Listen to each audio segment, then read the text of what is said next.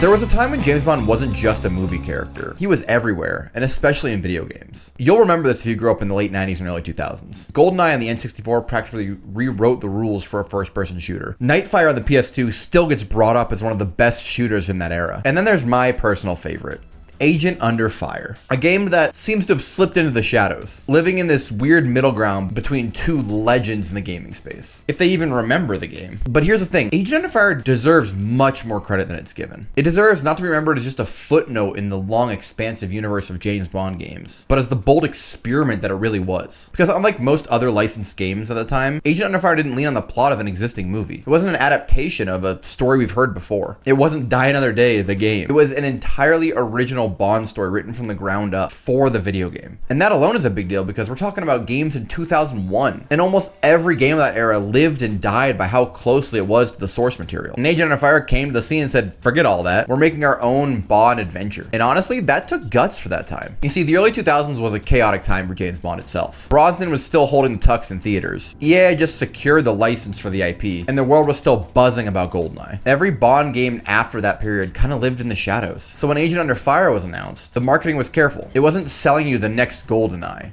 the next revolution. It was selling you on the fantasy of being Bond on a next-gen console, the next-gen experience. We saw slick screenshots, flashy gadgets, Aston Martin shootouts, and bold claims like Bond redefined. If you were flipping through a gaming magazine at this time, it looked like a must-have game. And the timing mattered. Less than 1 year into the PS2's life cycle, and people were hungry for big cinematic experiences. And then here comes Bond, driving exotic cars, blowing up helicopters. Most critics were lukewarm at release, but the players, especially the kids who got this as one of their first PS2 games, remember it differently. It's actually a funny story about that. I didn't get James Bond Agent Under Fire until a couple years later when I got my PlayStation 2, and I had asked for Nightfire for my parents for my birthday, and they went out to the store, got me the James Bond game I wanted.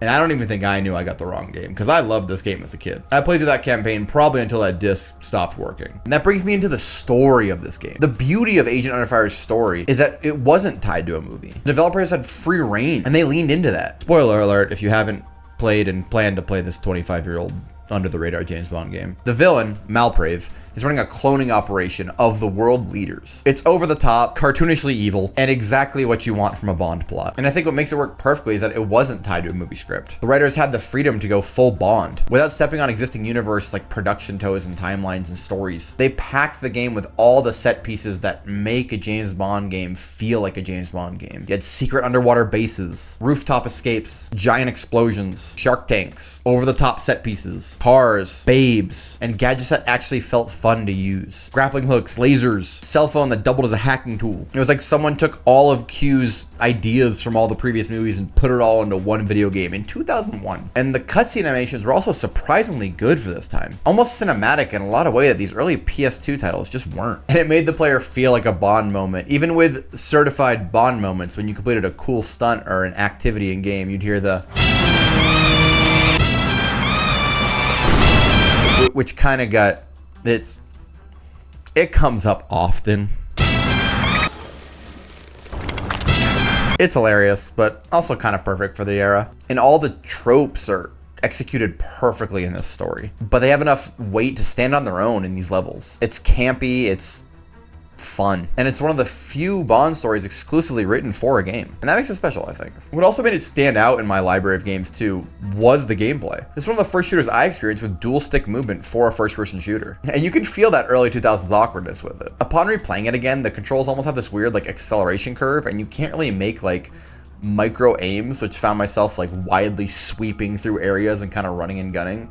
But they do have this precision aim thing, which feels more precise. It's a weird feeling that is akin to shooting games of this era. It's not unplayable, it's just a little jank. You can figure out EA was still trying to figure out how to make a shooter at this time. And the level design leaned hard into giving you options to kind of fill that James Bond fantasy. Each mission had branching paths or alternative hallways that you could decide, and really felt like you were tailoring your decisions to what Bond's choice would be. As a kid, it was mind-blowing. Stealth in one direction and guns a-blazing in the other. But replaying it as an adult, you realize the branches really weren't that different, and most funneled back to the same choke points over and over again. But still, for 2001, the illusion of choice was incredible here. Another thing that aged a little less gracefully was the checkpoints, or should I say lack of checkpoints. Death is brutal in this title. Then again, never noticed this when I was a kid, but when I was replaying it, man, this game is punishing. Mess up once, eat a rocket, or get cornered by a couple NPCs, and you're back 10, 15, maybe 20 minutes. It's punishing, but it also made each run feel intense, and given the game only has like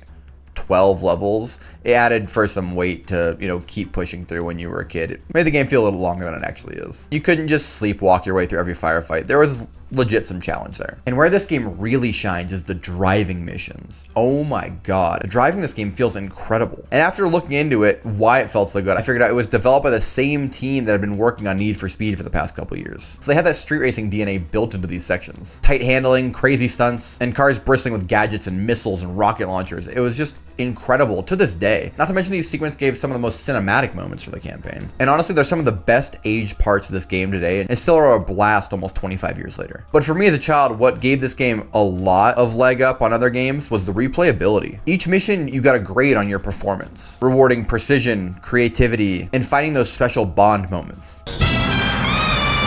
And when chasing these high scores, you'd unlock cool things like the whole golden gun system. And for kids and myself in the early 2000s, this scoring system was incredible for replayability. Because where we didn't have such a large library and we couldn't just go out and buy whatever game we wanted, we could grind these high scores over and over again. It made it so the game was something you wanted to master and not just finish. All this added up to a gameplay loop that, while clunky in some places, captured the spirit of Bond. Agent Under Fire nailed what it felt like to be Bond. We also have to talk about the multiplayer, because again, this is an early 2000s PS2 game, which means my buddies were coming over to lose. This is where Agent Under Fire definitely punched above its weight. 4-player split screen, deathmatch, gadgets, loads of guns, and a cast of playable characters. I mean, was it balanced? Absolutely not. But was it fun? Fuck yeah. It's easy to forget now, but this couch multiplayer wasn't an afterthought back then. These games were made most of the time with this couch multiplayer in mind, with this local co-op in mind. And this was peak invite 3 friends over and argue about your bud screen peeking. Some kids like myself probably sank hundreds of hours into this multiplayer with their friends. I was actually playing this all on original hardware recently. I set up a PlayStation 2 and got the disc myself.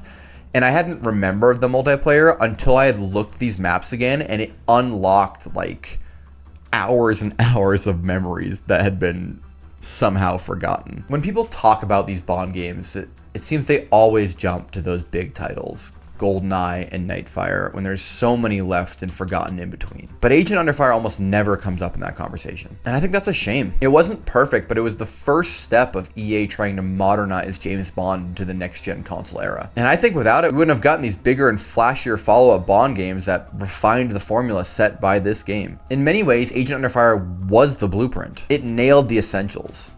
Gadgets that felt fun to use, set pieces that felt like they were ripped straight out of a Bond movie, and the thrill of hopping from stealth sneak missions to shootouts and car chases. Sure, the aiming was a little jank, and the story wasn't absolutely groundbreaking, but it captured this feeling of being this elite secret agent that not many other games had at this time. And for me, this game is personal. When I finally got my hands on Agent Under Fire, it was like holding a little piece of cinema that I was playing through.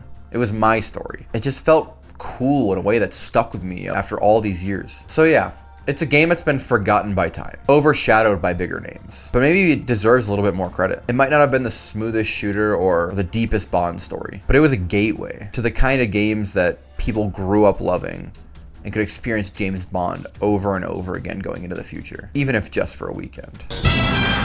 Thanks again for always coming and listening to me talk for a little bit. I always appreciate a like and subscribe, and it just tells me that you guys like what I'm doing and you guys want to see some more stuff. I got 2 more videos here if you like my mouth words. And let me know down below, did you play Agent Under Fire when you were young? Maybe you were a Nightfire type of kid. Do you have these memories, or am I just looking back with rose-tinted glasses on a game that was a part of my childhood? I'd love to know. And until next time.